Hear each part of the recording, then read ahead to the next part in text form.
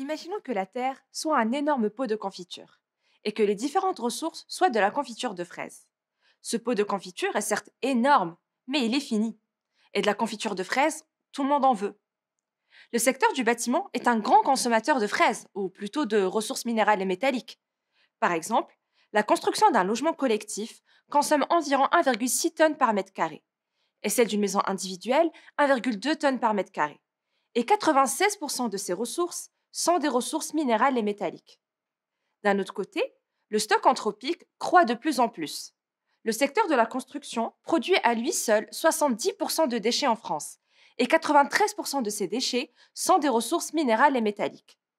Ces ressources représentent donc un vrai enjeu pour le secteur du bâtiment, et optimiser leur utilisation et améliorer leur circularité devient une réelle nécessité. Ainsi, le but de ma thèse est de proposer un indicateur qui permettrait de répondre à la question suivante.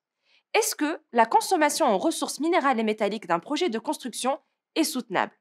Avant de répondre à cette question, on peut déjà se demander, mais qu'est-ce qu'une consommation soutenable? Depuis la préhistoire, l'humain utilise les ressources naturelles pour subvenir à ses besoins. Son évolution et son développement reposent sur ces ressources.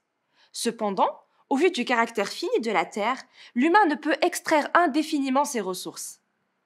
À partir de ce constat, on peut définir une consommation soutenable comme une consommation qui ne nécessite que des matériaux issus du réemploi, la réutilisation ou le recyclage.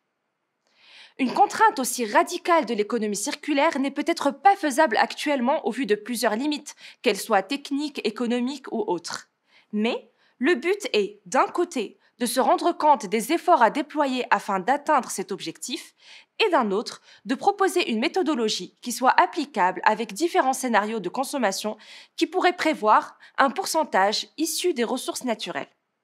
Finalement, cette méthode pourra permettre, d'un côté, de savoir si un bâtiment est soutenable au regard de sa consommation de ressources minérales et métalliques, et d'un autre, de savoir sur quelles ressources la pression est exercée afin d'identifier les solutions les plus adaptées pour un usage plus sobre et un meilleur partage entre les différents usagers.